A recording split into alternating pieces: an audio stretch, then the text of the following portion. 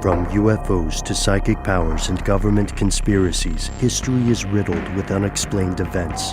You can turn back now or learn the stuff they don't want you to know.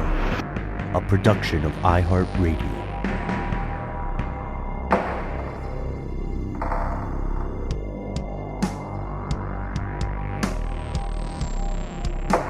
Hello, welcome back to the show. My name is Matt. My name is Noel. They call me Ben. We are joined, as always, with our super producer, Alexis, codenamed Doc Holiday Jackson.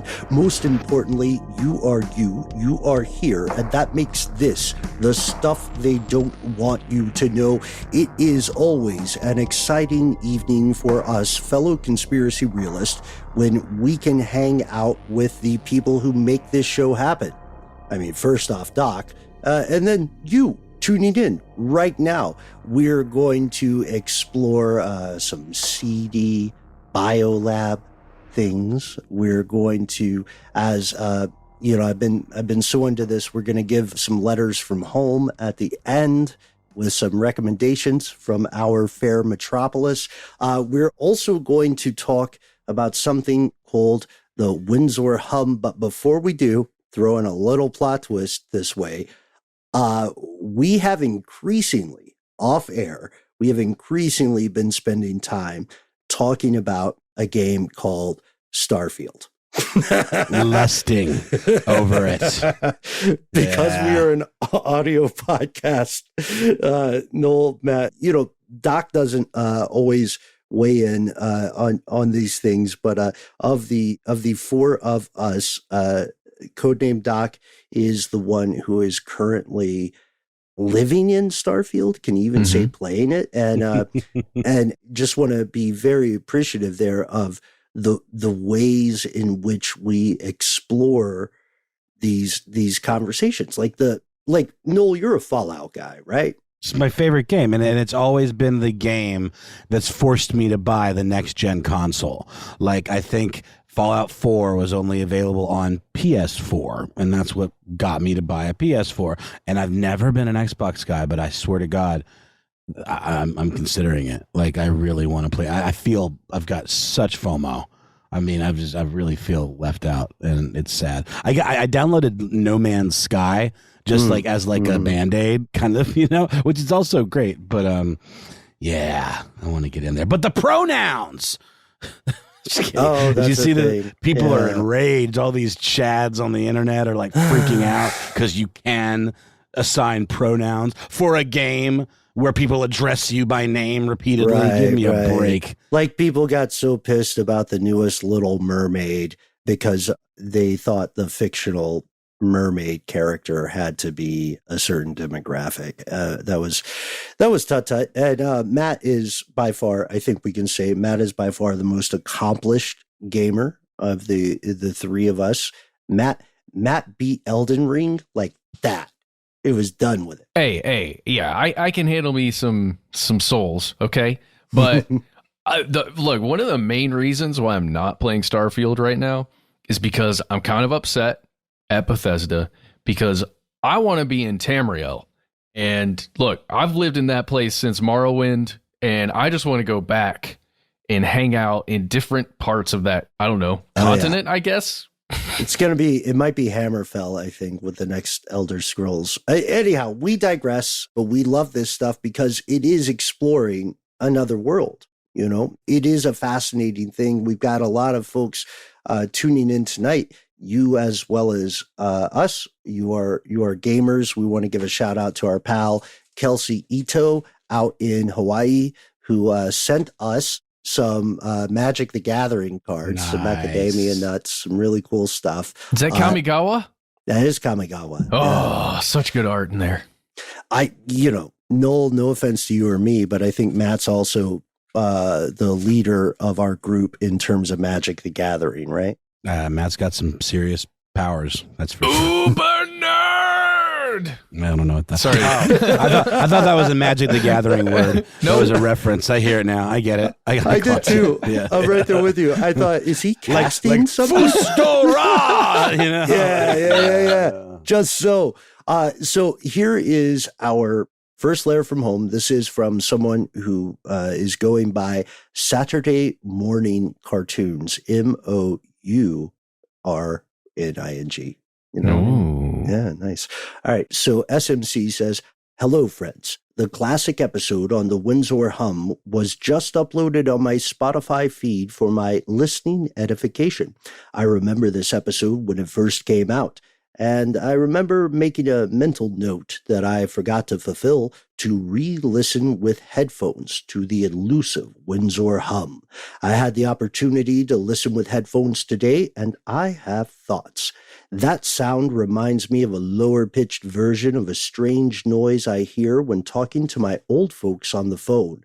I always thought that this was because they still use a landline, but I don't understand the logic to my conclusion.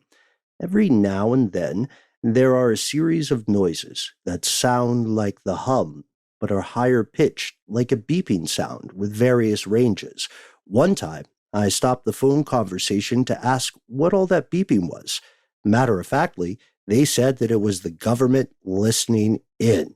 Classic. Well, I mean, isn't that sort of a trope like in mob shows or movies where if you hear a weird little sound, like some clickies on the phone, that means your phone's tapped? Dude, shout out to M1 and the song Confidential. Listen to it if you haven't heard it recently or ever. Oh, man, Matt, thank you. Dead Prez is awesome. And M1 is solid. By many accounts of people who know my folks, says Saturday Mourning Cartoons, they have become very delusional with their religious persecution and have nosedived into even more conservative politics. Sometimes when my folks begin what I recognize as hate speech, the static-ish hum, beep sound will occur, and they will get quiet and say that the government is listening, and they have to change the subject. They even say that the government has stopped their web service and made it impossible to connect to the world. Before I dismiss this as regular crazy talk, do you know of that sound or something similar that I am writing about? Is it a thing? It is a sound that I can vouch for, too, if my senses can be seen as reliable. Oh well, it's not a pressing issue, just something I find peculiar. Beep, beep, boop, boop, boop, beep, beep, beep. Toodles. Wait a I minute. love a toodles. Can I just say I love a toodles as a sign-off? I think it is an underutilized expression, and I totally respect that. It's cool. It's wholesome, right? My kid says it. It's really super cute. wholesome. I just want to recognize that Saturday Morning Cartoons did put SOS in those beeps and boops just now. Wait, you were decoding? It's Morse. It's Morse. Yeah. And it's strange though, because you know, the Windsor hum, I'm pretty sure that we did find the most plausible explanation, but the idea of being tapped in, right, or tapped into, the idea of some sort of alphabet bro listening into your conversations, especially on a landline, it's very real. It's possible that there might be a phone conversation you have with some specific targeting, but as we found previously, and hopefully this is a bit reassuring, what we found every time we looked is that unless you are actively doing some shenanigans, or unless you are actively interacting with someone who's doing some shenanigans, it's an automated system. You know what I mean? Yeah. The other thing to keep in mind, generally when a tap exists, because there is a tap into the entire thing, it's into the trunk. It's not into your individual phone line most often. So I don't know. I think it's because I often associate with, as M1 associates with, someone physically listening, right? Like with a phone that has a receiver that also has a microphone active. So it's like you can hear somebody else on a phone, but that's not how these systems would function. It would be just capturing the audio that's occurring between those two with no microphone in the mix whatsoever. Right. So maybe that's why you would hear more of the machine sound, the like system running or something. But again, I don't even think that would come into it, but maybe, I don't know. Yeah, this is a key issue. So part of it is the idea of a landline phone, which is increasingly anachronistic. We all know that. The idea of someone purposely targeting and wiretapping you in the United States is laughably low. It takes too much work. There's a big bureaucracy behind it, and FISA courts are rubber stamps, but it still has to go to a court. I mean, is it? Do you always have to install a physical device? No, or no, it's downstream, right? Like, so it would be, yeah, you could do it like, I don't know. Again, I'm tainted by Sopranos, but I feel like you could actually do it at the junction box for the phone, or even further along than that, right? Like, it wouldn't even have to go anywhere near someone's property. Yeah, that's a great point, Noel. The junction box at this juncture is it's kind of barely like a thing. Yeah. Well, it's like being cutesy anachronistic. You know what I mean? It's like saying, I know that there are faster cars, but I love my 1963 Cadillac or something. David Lynch uses a landline. I'm sure he does. The more insidious part of this is that there is passive monitoring of all phone conversations in the United States. 100%. It's true. It goes through an algorithm, right? And that algorithm knows a lot more about you than you might think. But there is a certain narcissism to genres of paranoia. Paranoia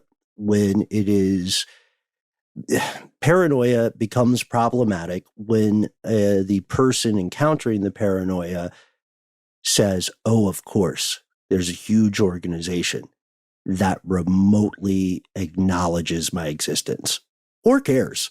And unfortunately, that issue is something that, it can be humbling to deal with. The question here, though, is a question of information. Saturday Mourning Cartoon. Did your parents get up to some misadventures? You know what I mean? I miss Saturday Morning Cartoons. Doesn't everybody? I do. I certainly do. I don't think it's a staple like it used to be. I mean, there's barely cable. Like, it's a different world.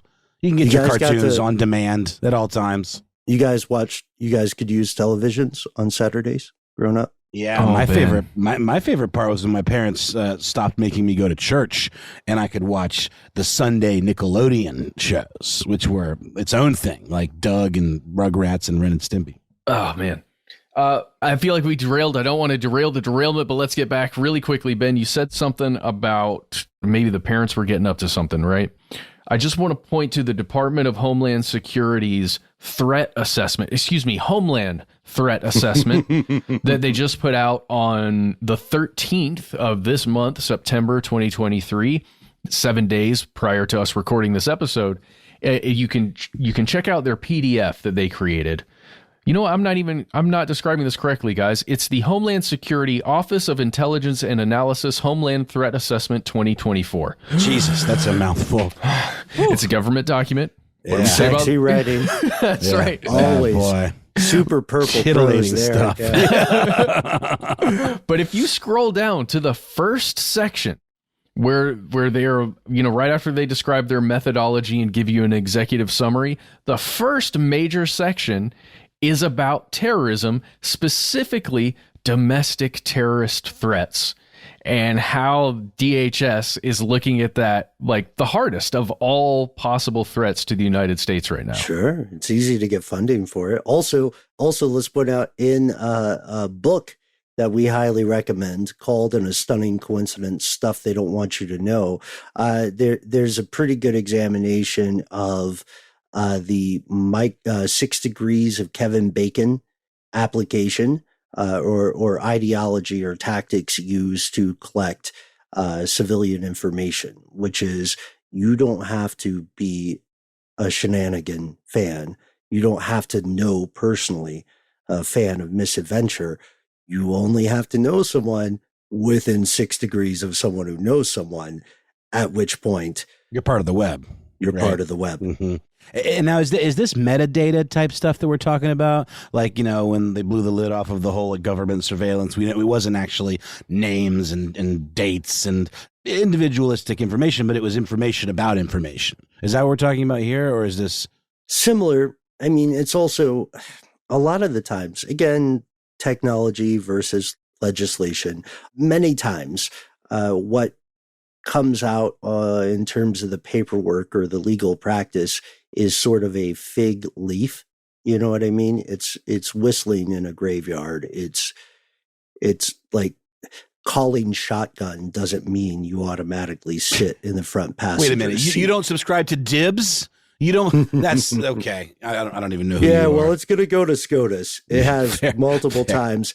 And in some stunning coincidence, Matt, in some stunning coincidence, every time the powerful in the country get the question about protecting innocent, regular people or siding with the already powerful, they got a track record. Go with the powerful. It's been 10 years since Snowden came out and told us about the stuff Five Eyes was getting up to. And at that time, it was metadata stuff you're talking about, Noel. It was mostly looking at anyone interacting with a foreign actor of some sort, right? Someone outside of the United States. You got an aunt in Armenia, etc., up for grabs. Yeah, and so, but then anyone connected to the phone that's connecting to the foreign actor is up for grabs as well. And it goes down the line that way. That's how, at least legally, they were getting through that stuff. I can only imagine that since that time, there have been some evolutions to the stuff, like even the government policies that we don't get to see, the closed door stuff, right? Well, I was going to ask, we're talking about the anachronistic kind of nature of a landline, right? But do you think that maybe folks are onto something? Like they're not paying attention to that as much? Like, is there more privacy with a more old school type of communication system? It's a good question. I would advance to you, there's a different sort of privacy. In the United States, people who own a landline are less likely to engage in social media. And if they do engage in social media, it's more likely to be one of the legacy ones, one of the dinosaurs like Facebook, Meta. The idea here is you're onto something, right? Like the thing is, everyone agreed to this, right? This is a representative democracy. You voted for the people who voted for the thing in the wake of 9/11. That is simply the reality. The Patriot Act, the Freedom Act, all those fun names. What they did is they sold your idea or your experience of privacy to the highest bidder. And sometimes to the lowest bidder. Down the river is what where they sold it, Just so. You're right, Ben, because all this stuff was passed under the presumption of, national security and under duress in a state of fear where everyone's docile and kind of will just, of course, please save us from the evil men, with the wolves at the door. And then opportunistic politicians sneak all kinds of shit in there. It's a slippery slope, and there's some slippery folks. Yeah, but also, props to the Senate. They relaxed their dress code just earlier. So now, and it's all because of this one guy. But they were like, okay, shorts are fine and hoodies are fine now, but we're friggin' mad at you. Fetterman, his name is. I've heard they're going to start allowing vapes in the halls pretty soon. After the is that real? After the only Lauren at Boebert Beetlejuice incident. musicals, only there. No, I'm joking. Which of course, it's an amazing the story. world is burning down. But let us do our little show. And what I'd like to wrap our first act with in this week's listener mail is a bit of a tease. A bit of foreshadowing. Previously, many years ago, we did an episode on the existence of something called the Brown Note. And Saturday Mourning Cartoons, when you were writing to us about the very real phenomenon, the very real conspiracy of tapping phone lines, we started thinking about weaponized sound. Also, check out our Hearing Voices episode if you've yet to tune in. Let's do the brown note real quick. What's the brown note? Like 3-4 sentences. What's the brown note? Everyone just pooped their pants. All right, real quick. It's a frequency, right? It's a frequency that's probably super low that we have yet to identify as humans. It's an urban legend. It's a South Park episode. Mythbusters tried to make it happen. Did they succeed? No. I don't want to high road anybody, but if you really want to crap your pants, you should do it without a crutch. Just let it go. It's very freeing. It's very be liberating. the change that you wish. Be the change of drawers that you wish to see in the world. Yes. Here's the tease. There is something very interesting I found a while back.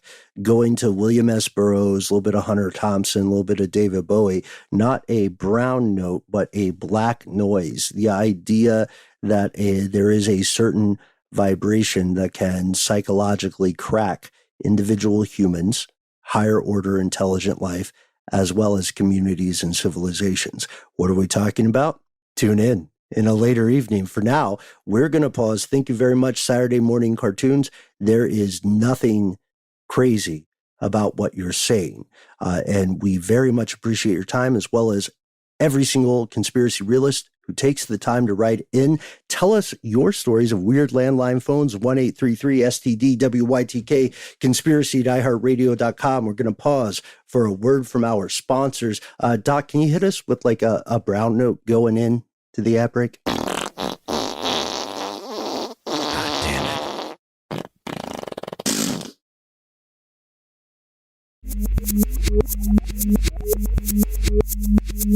All right, and we're back, and boy, is it smelly in here. Guys, I just watched a video of Duncan Trussell, I think with his kid, talking Sweet man. What a lovely gentleman. He's talking, they're both talking to Alexa, and Alexa keeps asking them if they want more fart noises. I stumbled upon that. Yeah. Would you here's a tight one. Here's a really wet one. It's like a hidden feature. Alexa is a cheeky lady. Yeah, well, that's just awful and gross. But Ben, that was such a hard tease. Like you got me on the edge of my seat listening to the tease of that, whatever that thing is, that frequency, that sound. I can't wait to jump into that. My goodness. But hey, let's jump to the phone lines and hear a message from Bro Dude Man. Hey guys, this is Tyler Columbaro out here in Reedley, California. We're out here in the agricultural manifesto of the United States, basically in Fresno County. They do a ton of agriculture out here. It's Reedley, California. There's trains that come and go, blah, blah, blah.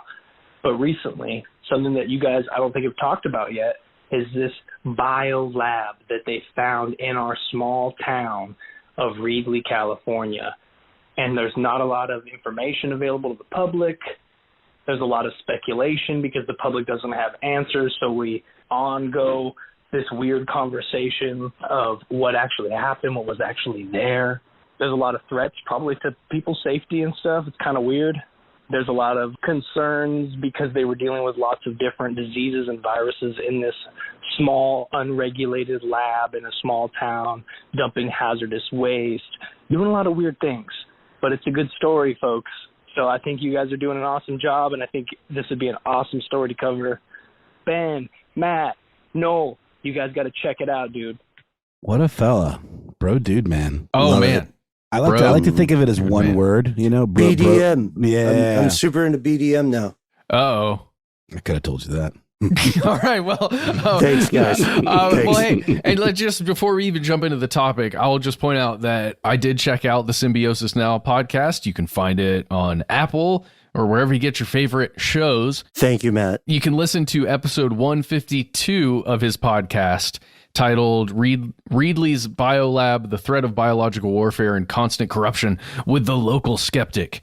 Kind of a long title there, Bro Dude Man. I would say you could shorten them a little bit, but you're gonna lose some of that in the fold, in the cutoff. The read more. But also, it's not a glass house; it's a glass planet. We are fully aware that the name stuff they don't want you to know is a mouthful, and I think it might even actually irritate my cohort a little bit when I point that out in sales meetings. Well, that's what. Come on, that's a like, good icebreaker. It's a good self-deprecating icebreaker. You need those in business. That's our subtitle. Stuff they don't want you to know. Yeah. More than a mouthful. Exactly. Oh, great. Yum, yum. Give me some. So wait, okay. So in Reedley general, Lab. yeah. Reedley Lab. So Okay, I mean, okay. no. I think, under the highest of scrutiny and security, I think things like lab leaks are always of concern. You know what I mean? We Sure. And they're often hard to trace. I mean, there's a theory, obviously, that COVID resulted from something like that. So how does one run an unregulated lab that's dealing with highly volatile, biological agents? Well, how does this happen? Yes. Let us explore. I'm going to jump to ABC 30 out of that area of California. I believe they're reporting from Reedley, California, from KFSN. You can find this article titled Everything We Know About the Illegal Reedley Lab, which is spelled REEDLEY, by the way. Mm-hmm. And in here, they're taking information that was an update from the Department of Public Health that was given to the Fresno County Board of Supervisors. Here's a bunch of words. Ready? Officials found Prestige Biotech and Universal Medtech Incorporated had unauthorized biological agents, samples of bodily fluid, infectious diseases, COVID, and pregnancy tests, and nearly 1,000 mice at the Reedley facility. Illegal. All of that illegal without permits or permissions. Oh, that's how you do it. You break the law. I got it. Okay. Oh, and the owner surely is a native of Fresno or perhaps the United States. Tell me, Matt, tell me. Oh, absolutely. Yeah, everything's above board. Oh, we're going to get to that, Ben.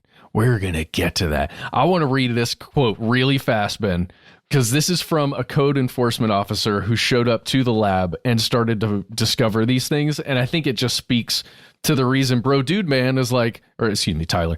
That's why it's like, what the heck is going on in our small town? Here this is Jessalyn Harper. This is her quote. As I made contact with the workers on site, red flags started to go up. But I still, in my wildest dreams, wouldn't have realized what was inside the building and what they were actually storing on site. Again, that's a code enforcement officer that probably sees horrific things in buildings all over the area, right? I walk into a kitchen and you're like, oh my gosh, what is this? But in this case, you're finding infectious diseases just chilling with some mice that may have been injected by that infectious disease. It's just funny because the diseases are literally chilling.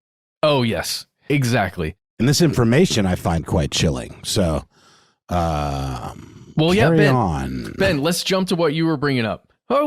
Tell us about these companies. Oh, gosh. Yeah. So, you get in situations. Sometimes you're in a lab or you're running a lab that might not be entirely on the books. That's the American dream. You got to be the change. However, it seems like our code enforcement officer that you're talking about, Matt, Jessalyn Harper, it seems that she started picking up some breadcrumbs, right? Or some crime crumbs, and found that the ultimate owners of this lab in Fresno were not U.S. owners at all. Oh, no, not U.S. owners. So journey with us, folks, as well as with Dude Bro Man. And imagine yourself as Jessalyn Harper. You walk into the kitchen, just like Matt said, and you go, what on earth is going on? This is probably too many mice, like 1,000 mice, 1,000 lab mice. That's a lot. Storing infections in freezers, not the best look. There are vials of blood, someone's collecting pee in jars. We got to find out who owns this, because that's what a code enforcement officer does. And apparently And apparently when Harper looks into this, she finds that the owner of this lab lives in China, and she is given, what was it, Matt? A phone number or like an email address, like, hey, contact this person and get out of our kitchen. These are our 1,000 mice. These are our jars of pee. Yeah. And it's connected to a company that was at the time developing COVID tests. It's kind of weird that a Chinese company was operating, or at least an owner of a Chinese company or a Chinese national who was running a company was also running this, lab. This reminds me of the talk like we're in the principal's office, the discussion we had about foreign interests owning land in America and how it doesn't always go both ways. I just think, to your point, I think it's very interesting and unusual, but not that unusual, right? Yeah, I guess so. I don't know, guys. We got to get into more off the books labs. I think for real. I think there's what human resources would call an area of opportunity. You know what I mean? Why don't we open some laboratories abroad? Yeah, let's do it, guys. I'm just trying to learn as much as I can. This is a bit new to me, so I'm kind of taking in information on the fly here. But this prestige biotech company working in tandem with Universal MedTech Incorporated, it's very weird. According to ABC 30, and I've just checked it out, and they're correct. If you go to the website for Universal MedTech Incorporated, their COVID-19 antigen rapid test kit has been completely recalled. I don't know. Turns out it actually gives you COVID. Well, it freaks me out thinking about it, right? Again, think about if you're running your company is running unauthorized labs that have infectious diseases in them, right? Who knows what kind of precautions are being taken? And what if in a similar place, a similar lab like that, you're also manufacturing test kits? Because you would need to produce at least components of that test kit in a lab of some sort, right? Oh, this is really freaking me out a little more than I even thought. Ay. But I don't know. There's a ton of information that's being uncovered right now. But ultimately, this is one tiny thing. This is a warehouse in Reedley, California that was running a bad lab with actors that were kind of unknown. It's strange, but it's not the only lab by a freaking long shot. When we spoke with Josh Clark, we keep bringing him up in the episode we made with him on these episodes because he made all these predictions about existential threats to humanity, one of them being biolabs, basically. Check out the show, The End of the World, with Josh Clark. It does hold up. It is prescient. Well, guys, Time Magazine, or Time, I guess we should call it, just put out an article on August 31st, half a month ago, and it is specifically talking about, I'm going to just give you the title, The Danger of Invisible Biolabs Across the U.S. And this article details just how many of these things have been accidentally discovered, like this one, because there was a fire in the warehouse, and, code enforcers had to come out and make sure the building was good to go. And then they stumble upon all the mice and, the lab equipment. Or there's some kind of issue in another part of a large building and they just accidentally open the wrong door, or I guess the right door. Or like a grow operation, there's a higher than average electricity usage month over month, things like that. And for a while, everything seems fine. Well, they're just going to pay a higher electric bill. And then someone just decides, well, let me just actually physically take a look at this. And you discover one of these labs.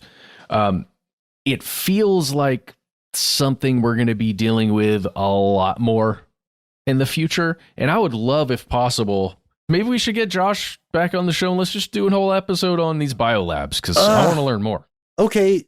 All right. Fine. Matt, if you want Josh back on the show, Conspiracy Realist, if you want Josh back on the show, let us know. Just full disclosure, he's getting pretty deep with, he doesn't call it illegal biolab, but he's pretty deep in what he calls his independent biolab. So we would have to, have sweetened the deal, maybe buy the guy some ice, which I'm super down with, if that's what we want to do. Let's do it. All right. Well, thank you so much, Bro Dude Man, a.k.a. Tyler, a.k.a. host of the Symbiosis Now podcast. Check it out. We will probably look into this further. I think we should. This is crazy. Yeah, my goodness. We'll be right back with more messages from you.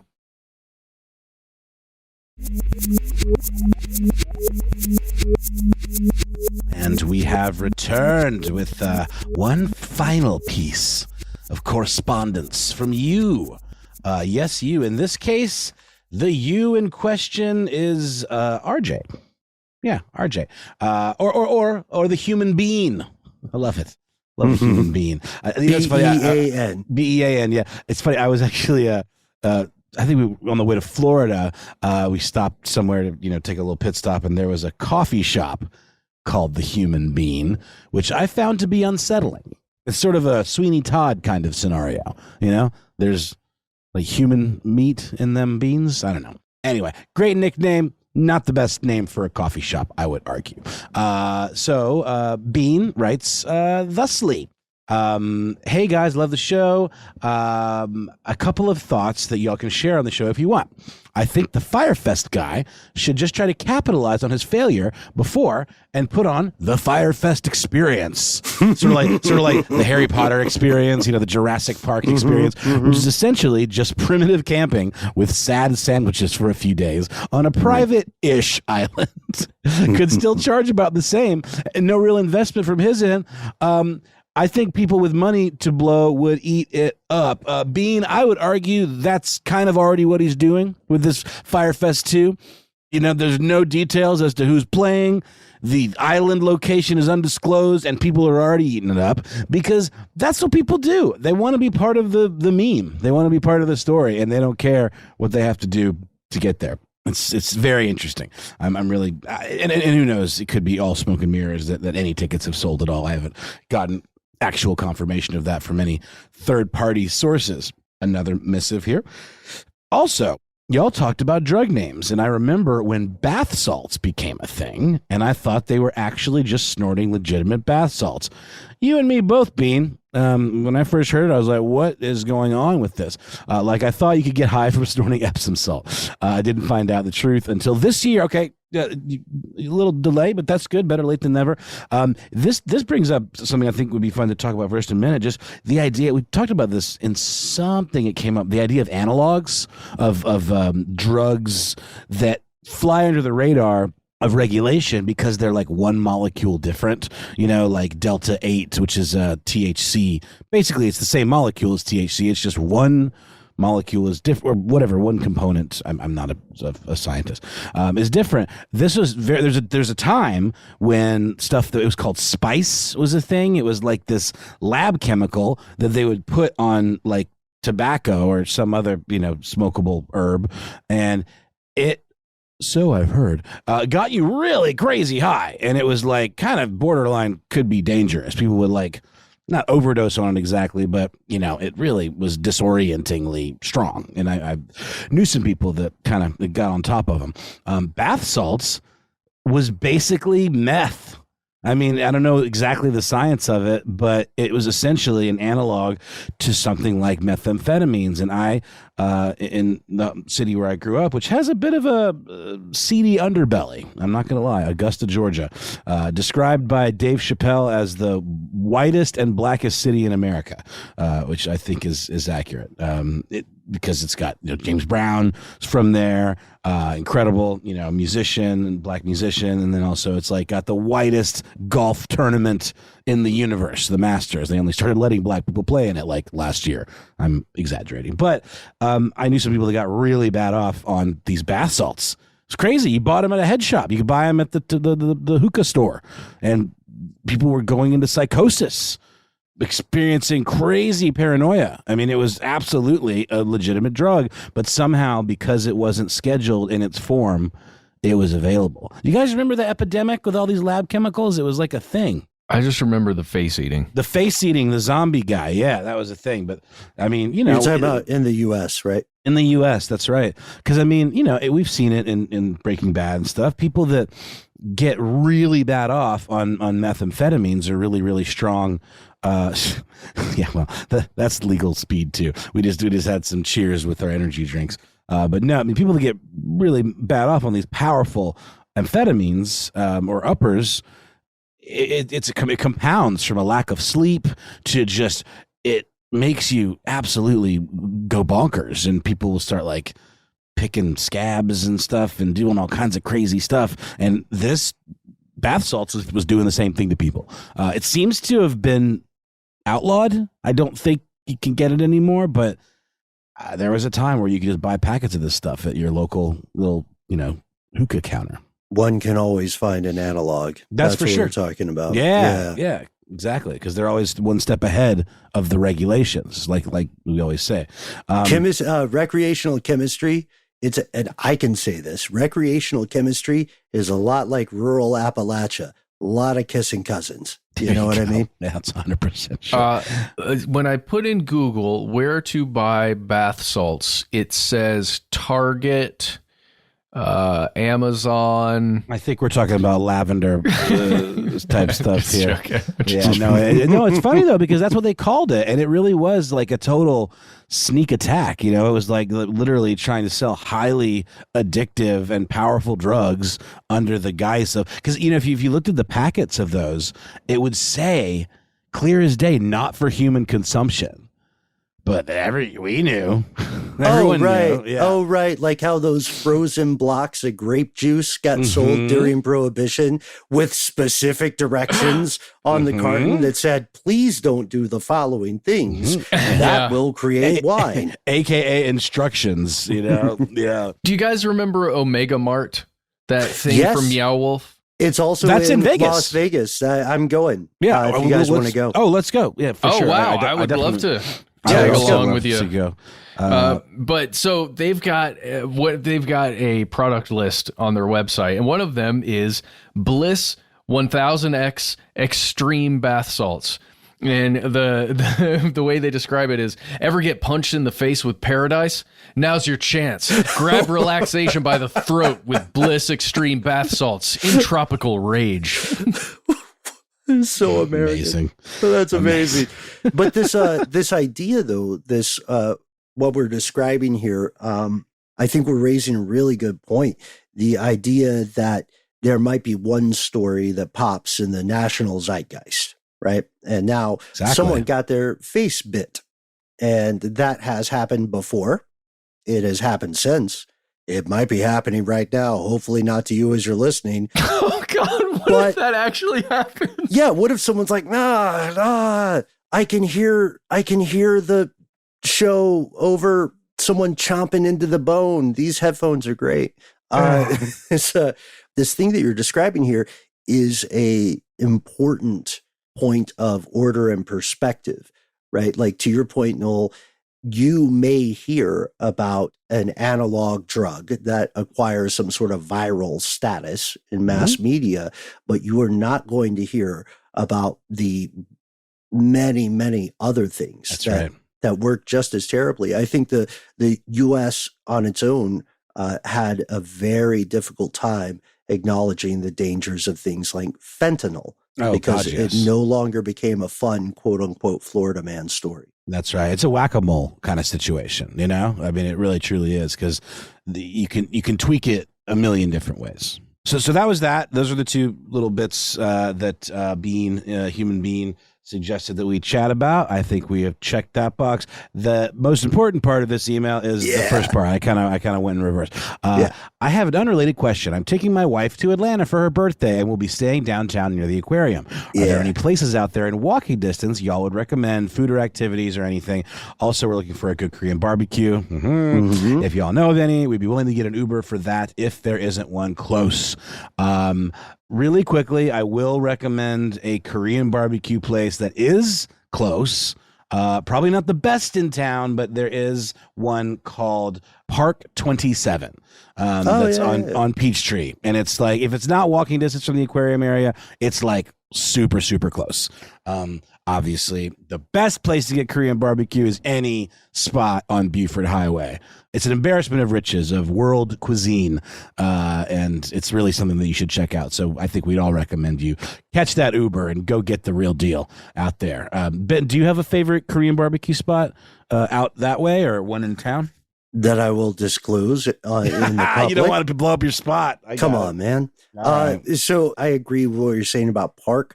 Park is downtown. It's a close ride. It's also, the one thing I can't remember is whether or not they charge for banchan. They do not. Okay, cool. Yeah. So that passes, and it's that good. passes And the test. The banchan was good. They also do like the cheese corn on the side. You know, Gotta that's have really it. good. Mm-hmm. What is it? Is it D92? That one in downtown Decatur is very good. Yeah, it's legit. It's a longer Uber ride. It is, but it's but that's the cute area too to check out. You can park and eat there and then walk around. But if we're looking for walking distance, the main thing, I don't know if you love this sort of stuff, but I think all of us love propagandistic museums. It's one of my favorite things in any country. And you are right next. First off, the aquarium, awesome. It's great. Hang out there. It's worth it. You are also walking distance from the legendary world of Coca-Cola. Noel, Matt, how would you describe the world of Coca-Cola to someone who hasn't visited? It's like a family-friendly Claremont Lounge. Wait, what? First of all, just run, don't walk right to the Claremont Lounge. That's an institution. That's okay. I'm going to think on that one for a minute, Matt. There are levels to that one. Well done. It's sort of like it's a small world at Disney or something like that, but with soft drinks. Yeah. It's like Spaceship Earth, but about the history of Coca-Cola. Doesn't it have like animatronic-y things and like moving kind of diorama type stuff? There's a lot of old advertising. Back in the day, there was an opportunity. It got Willy Wonka-esque at the end. You walk into this room where there are these spectacles of soda fountains shooting little arcs, and then just you open your mouth. It shoots you right into it. You get to try every soda that Coca-Cola makes. And then, of course, the worst one is an Italian digestif named Beverly or something like that. Yeah, that's right. Yeah, it's like a war crime for your mouth. Beverly is terrible, and it's part of the experience. But Noel, I would say, and you guys check me on this, I would say the world of Coca-Cola is like if North Korea was a soda. That's the museum. It's got DMZ vibes. It's got some. Frankly, guys, I haven't been there. I've been once, and it was when I was very little. So Dude, my memory. I would love to go with y'all. It's one of those things like people who live in New York and never go to the freaking Statue of Liberty. Matt, your neighborhood bar is about to close. The Rusty Nail. Stop. The Rusty Nail's closing? My dad just texted me. My dad literally just texted me. Oh, man. He used to go there. I only know about that place because of you, Matt. Well, it was my favorite bar with like that. You're not sure when you walk in there, like, are these people okay that I might, like who I vote for and how I feel about politics? I don't know. Am I actually going to get tetanus from all these rusty nails? Yeah, but the staff is always amazing there, and the food is just, but after we went there 50, once. Yeah, I went there one time. We all hung out. Mm-hmm. After 50 I went in years. I went in one time. 50 years, half a century. It's a shame. And they're closing. Matt, the first time I went in, it was to meet you and some of your old friends. And I saw a guy legitimately playing with a knife. Yeah. Oh, yeah. And they had like a barbecue shaped like a gun outside in the front. Yeah. So, if you're going out Buford Highway way, hop on by the old Rusty Nail. No, they're not going to hear it. It's already closed. This Saturday, it is already as we closed. record, is the last. That's a quick move So there. there are also some wonderful comedic venues. You can always catch a show at Dad's Garage in Atlanta, where you can see folks like our various good friends of Stuff They Don't Want You to Know perform there regularly. It is improv, but it is good. It is good. Yeah. Well, or my favorite Korean barbecue place is called the Vortex Bar and Grill. You should head there. Classic. Yeah. It's definitely an iconic Atlanta location. You might know They got it a from the mean giant Calbee, skull. I hear. Yeah. Good black bean soup there, but a Korean barbecue place I like out on Buford Highway is called Iron Age, and they play like K-pop videos on these giant projector screens, and it's just good, solid. It's very, very good quality stuff. Mm. The High Museum is great. That's a sleeper hit. Mm-hmm. Again, it's an Uber ride. To be clear, where you're at, the aquarium is sort of the big ticket item. However, you are less than a 12-minute Lyft or Uber ride away from some really, really cool things. We're very excited to know you guys are visiting. Can we say it? No, Matt, can we say it on air? Like, let us know. Let us know. We've hung out with people before. The Local we talk about all the time, which has been saved, by the way. We thought it was closing because of these developer douchebags, but they apparently scaled down their project. And that, I think, it's some of the best chicken wings in town. And just a good old bar. They do like a karaoke thing on Monday nights, and we love The Local. I think those are good starting places. Yeah. Yeah. Don't miss Grady Memorial Hospital either. It's number one trauma unit. Really in the fun on a Southeast. weekend. Really fun. Really popping in the ER on a weekend. Wishing you the best. If you get in a situation, and don't worry, I've been there as well. Okay, so you get in situations, Ben. You say it all the time. If you get in a situation, good people watching is what we say. There's 7 people in Atlanta that are loving this right now, and everybody else is like, what? Places to skip. I would skip Centennial Olympic Park. I know it's walking distance from where you guys are, but there's not really a lot of shade. There's nothing happening there unless there's a big event. If there's a concert or something, If there's a concert or something, absolutely. Oh, the Civil Rights Museum is right by the World of Coke. Amazing. I haven't been. I really want. Once again, I really want to go. And if you're into football, isn't there like a college football Hall of Fame or something like that down in that area as well? Yeah. There's College Football Hall of Fame. That's like right up the way from the Omni. There's the Apex Museum, which is, I think, worth the trip. It depends on whether you guys like museums. Honestly, if we're giving you, we don't do advice, but if we're giving you observations, the trip's for your wife, man. So figure out what she wants to do and then just do that. If she's into flying, Doc Holliday says the Delta Museum is dope. The Delta Museum. I didn't know that was a thing. It's in Hapeville, which is closer to the airport, further away from the Atlanta metro area, but it is amazing. You can walk through the old planes. You can they won't let you fly one in case. That sounds awesome. They do have a Delta flight simulator that you can do for $400. Oh yeah. Also, I can say it on air. I've got to connect with the simulator. If you guys know I'm working on that. You got a Sim Connect, bro? I know. Hook me up. Yeah, you want to go? You want to try it out? I'm actually taking a real flight tomorrow, so I don't need a simulator. It says the real thing. Well, that's awesome, but this simulator's for 1 to 4 people. All of us could go. Is it $400 a person?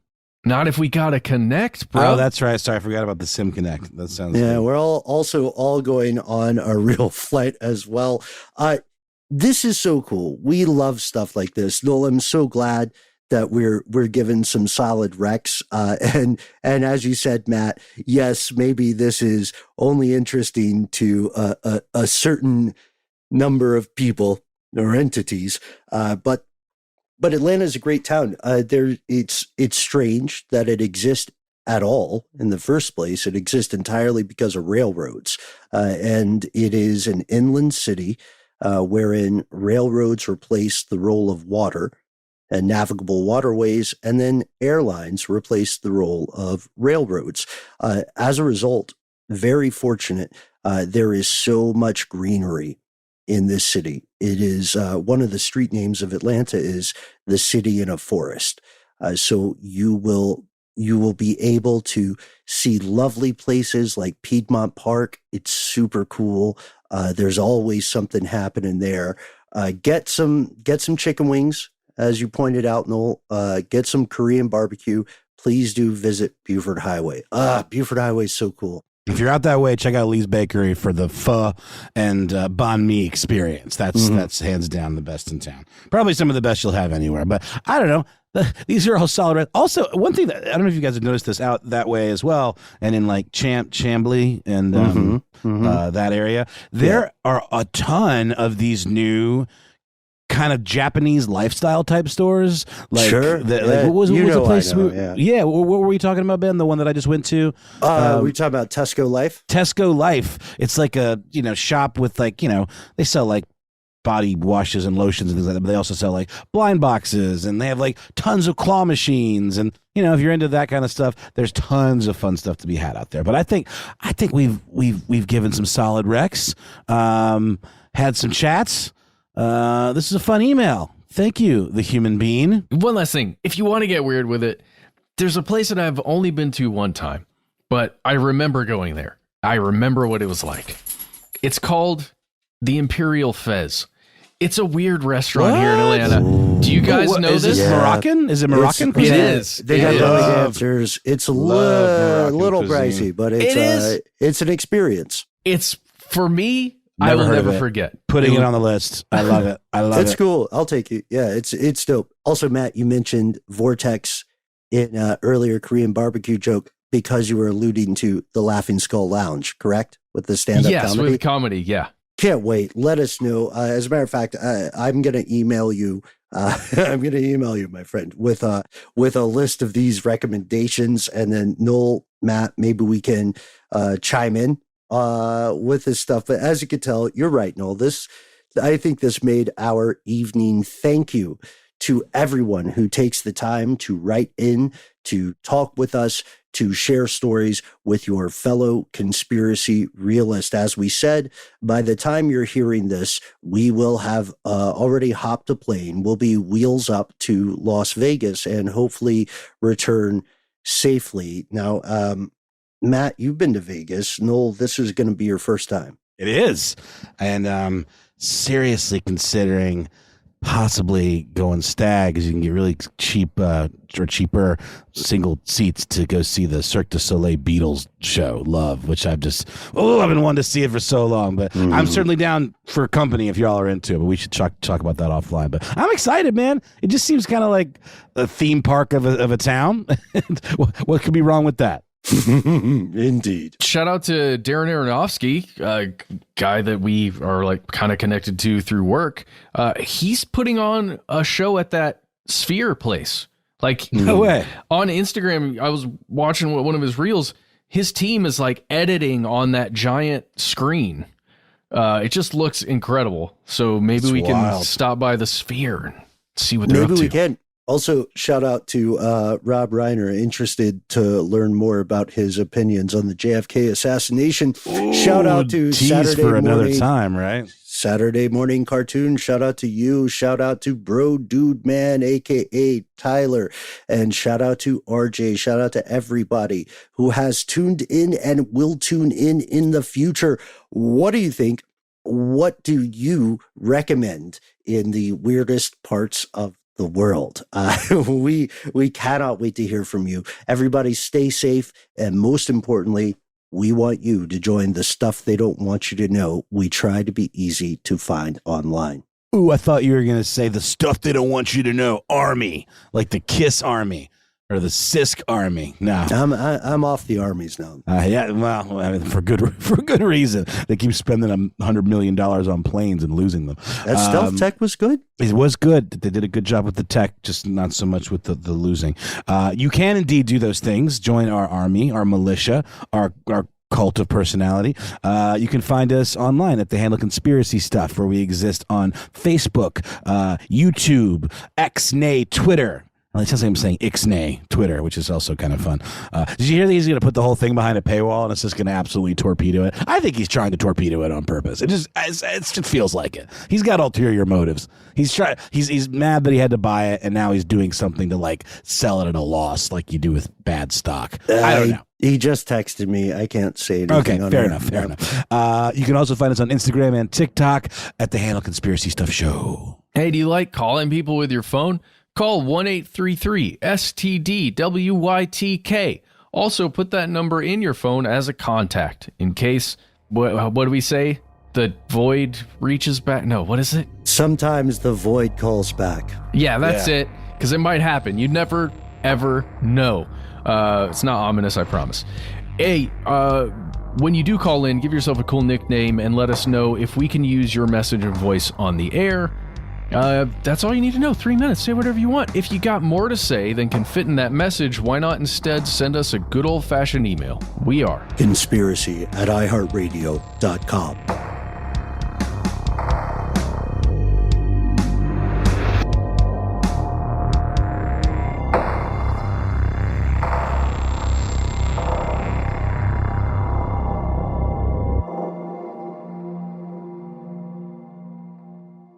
Stuff They Don't Want You to Know is a production of iHeartRadio. For more podcasts from iHeartRadio, visit the iHeartRadio app, Apple Podcasts, or wherever you listen to your favorite shows.